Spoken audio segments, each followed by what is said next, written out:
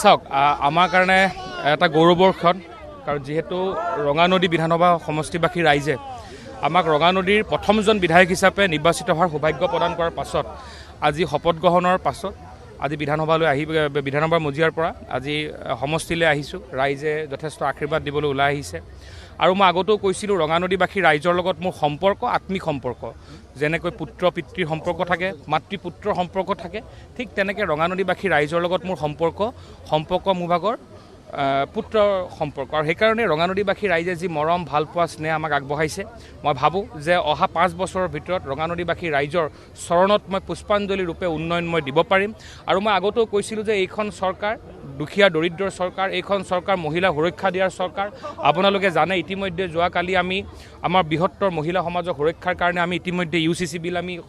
পাছ কৰিলোঁ আমি আহিবলগীয়া সময়ত এইখন চৰকাৰে মহিলা সুৰক্ষাৰ কাৰণে কাম কৰিবৰ কাৰণে সংকল্পবদ্ধ আমাৰ এইখন চৰকাৰে হিন্দু সনাতনী সভ্যতাক শ্ৰীমন্ত শংকৰদেৱ মাধৱ গুৰুজনাক বিশ্বাস কৰা প্ৰত্যেকটো সনাতনী সভ্যতাক সুৰক্ষিত কৰাৰ কাৰণে কাম কৰিবলৈ আমি সংকল্পবদ্ধ আৰু তাৰ লগে লগে আমি ৰঙানদী অঞ্চলৰ মোৰ মা ভনী বাইদেৱে যাতে ৰাতি নিশা 12 বজাত 2 বজাতো ৰঙানদীত সুৰক্ষিত অনুভৱ কৰে তাৰ কাৰণে কাম কৰিবৰ কাৰণে আমি সংকল্পবদ্ধ আমি ভাবোঁ ডক্টৰ হিমন্ত বিশ্ব শৰ্মা ডাঙৰীয়াৰ নেতৃত্বত আমি 5 বছৰত ৰঙানদীক অসমৰ 10টা লেখত ল'বলগীয়া বিধানসভাৰ লগত আমি সংযোগ কৰিব পাৰিম চাওক অসমৰ মাননীয় মুখ্য ডক্টৰ হিমন্ত বিশ্ব শৰ্মা ডাঙৰীয়াই আমাৰ প্ৰতি বিশ্বাস ৰাখিছে বিশ্বাস ৰাখি আমাক বিধায়ক হিচাপে নিৰ্বাচিত হৈ অহাৰ সুযোগ দিলে আৰু এজন প্ৰথম নৱনিৰ্বাচিত বিধায়কক যোৱাকালি আপোনালোকে দেখিছে যে এটা গুৰুত্বপূৰ্ণ এটা বিষয়ত আমাক কালি বক্তব্য ৰখাৰ সুযোগ দিছে তো ইয়াৰ পৰা বুজিব পৰা যায় যে ডক্টৰ হিমন্ত বিশ্ব শৰ্মা ডাঙৰীয়াই 102টা সমষ্টিৰ লগে লগে অসমৰ হিমন্ত বিশ্ব শৰ্মা ডাঙৰীয়াই ৰঙানদীক বিশেষভাৱে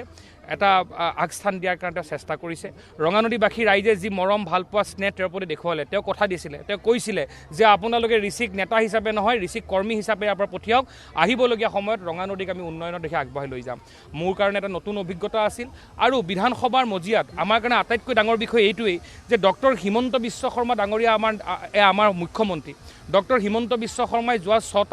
6টা কাৰ্যকালত কাৰণ তেওঁ 6টা কাৰ্যকাল তেওঁ বিধায়ক হিচাপে নিৰ্বাচিত হৈ আহিছে 6টা কাৰ্যকালত যি তেওঁ অভিজ্ঞতা অৰ্জন কৰিছে আমি বিধানসভাৰ মজিয়াত আমাৰ দৰে নৱনিৰ্বাচিত বিধায়কসকলে আমি অভিজ্ঞতা ৰূপে এইখিনি পাইছোঁ আমি ভাবোঁ তেওঁৰ অভিজ্ঞতাৰ জৰিয়তে অনাগত দিনত আমি সমগ্ৰ অসমৰ ৰাজনীতিৰ কাৰণে নতুন পৰিচয় দিবৰ কাৰণে আমি যুৱক বিধায়কসকলে আমি কাম কৰিব পাৰিম আৰু লগে লগে ৰঙানদীক সামগ্ৰিক উন্নয়নৰ দিশত আগবঢ়াই নিবৰ কাৰণে আমি সংকল্পবদ্ধ হ'ব পাৰিম বুলি বিশ্বাস ৰাখোঁ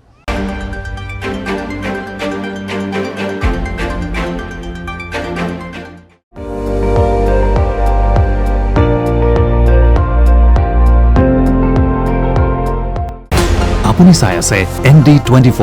সৰ্বশ্ৰেষ্ঠ নহয় সৰ্বোত্তমৰ দৌৰ